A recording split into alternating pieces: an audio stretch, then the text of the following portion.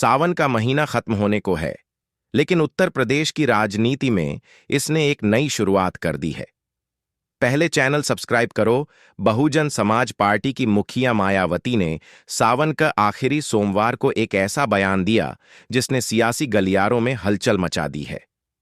उन्होंने कहा, भोलेनाथ की कृपा से बहुजन समाज पार्टी फिर से उत्तर प्रदेश की सत्ता में लौटेगी।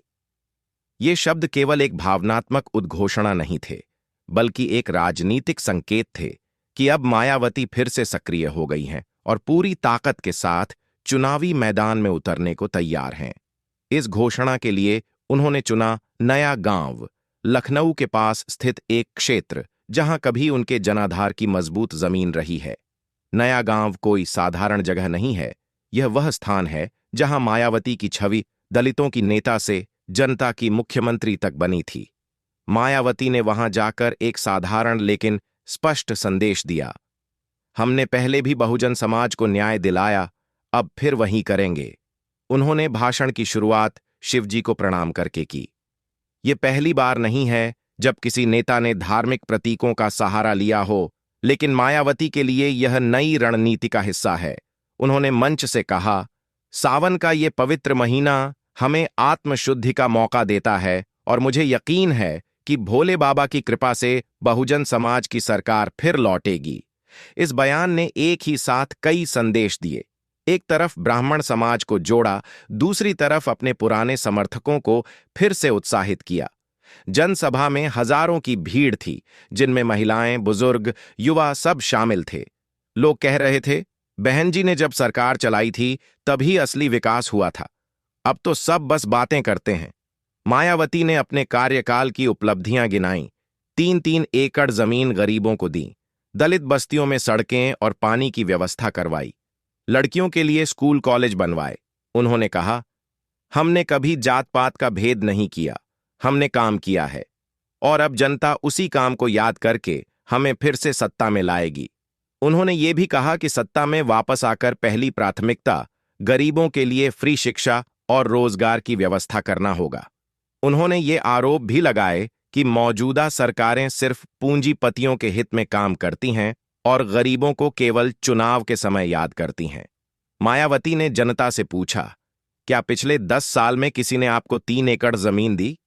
लोगों ने जोर से कहा, नहीं। उन्होंने फिर कहा, तो अब सोचिए किसे चुनना है, जो बात करे या जो काम करे। सभा में बैठे युवाओं के बीच मायावती की पुरानी योजनाओं की चर्चा हो रही थी। किसी ने कहा, बहन जी के टाइम पर हमारी कॉलोनी में पहली बार लाइट आई थी। दूसरे ने कहा, मेरी बहन पहली लड़की थी गांव की जो बीएसपी की स्कॉलरशिप से शहर पढ़ने गई। इस तरह की बातें मायावती के लिए सबसे बड़ा राजनीतिक हथियार हैं, यादें, भावनाएं और काम का रिकॉर्ड। उन्होंने मंच से साफ कहा कि अब वक्त आ गया है कि बहुजन समाज एकजुट हो जाए। उन्होंने ये भी कहा कि कई नए नेता आएंगे, लेकिन अनुभव का कोई विकल्प नहीं होता। इस लाइन को बोलते समय उनका इशारा सीधा चंद्रशेखर रावण की ओर था, जो अब दलित राजनीति में उभरते चेहरे हैं।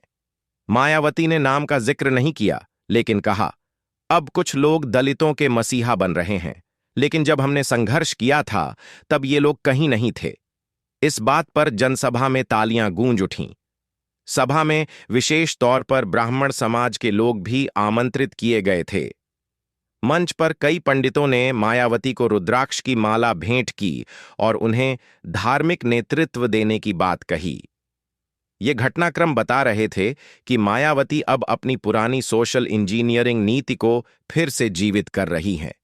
2007 में उन्होंने ब्राह्मण दलित गठजोड़ से पूर्ण बहुमत की सरकार बनाई थी और अब वो उसी फॉर्मूले को सावन के पवित्र मौके पर दोहराना चाहती हैं। सभा के अंत में मायावती ने कहा, आज मैंने नया गांव से फिर से शुरुआत की है। ये वही जमीन है जिसने मुझे मुख्यमंत्री बनाया, अब यही जमीन मुझे फिर से जनता का सेवक बनाएगी। मैं शिवजी से प्रार्थना करती हूं कि हमें वह शक्ति दें कि हम दोबारा गरीबों, दलितों, पिछड़ों और महिलाओं के लिए काम कर सकें। सभा खत्म हुई, लेकिन राजनीति में हलचल शुरू हो गई। बीजेपी ने इसे साफ सियासी नौटंकी बताया और कहा कि मायावती अब जनता से कट चुकी हैं। कांग्रेस ने कहा कि यह बयान बताता है कि अब बहन जी को भी शिव भक्ति की राजनीति करनी पड़ रही है। लेकिन मायावती के समर्थकों के लिए यह सब बातें मायने नहीं रखतीं। उनके लिए मायावती एक प्रतीक है, संघर्ष, विकास और आत्मसम्मान का। नया गांव से शुरू हुआ यह नया दांव अब पूरे उत्तर प्रदेश में घूमेगा। अगले महीनों में मायावती हर जिले में जाकर इसी तरह की छोटी छोटी सभाएं करेंगी। हर बार शिव का नाम लिया जाएगा, हर बार अपने पुराने कार्यों का हवाला दिया जाएगा। जनता के मन में जो सवाल हैं, उनका जवाब उन्हीं की भाषा में, उन्हीं की स्मृति से दिया जाएगा। मायावती जानती हैं कि अब समय कम है, विपक्ष मजबूत है और जनभावनाएं बंट चुकी हैं। लेकिन अगर कोई नेता है जो पूरी ताकत से फिर से खड़ा हो सकता है, तो वो है वो महिला जो 3 बार मुख्यमंत्री बन चुकी है, जिसने बिना किसी बड़े परिवार के सिर्फ संघर्ष से राजनीति की ऊंचाइयां देखी हैं। भोलेनाथ का नाम लेकर उन्होंने सिर्फ आस्था नहीं दिखाई, बल्कि राजनीति को भावनाओं के साथ जोड़ दिया है। उन्होंने अपने समर्थकों से कहा, अब हर सोमवार को हम शिव भक्ति के साथ संकल्प भी लेंगे कि बहुजन समाज की सरकार फिर बने। सभा खत्म होते ही लोग नारे लगाने लगे, जय भीम, जय भारत, जय भोलेनाथ, और मायावती मंच से मुस्कुराकर उतर गईं।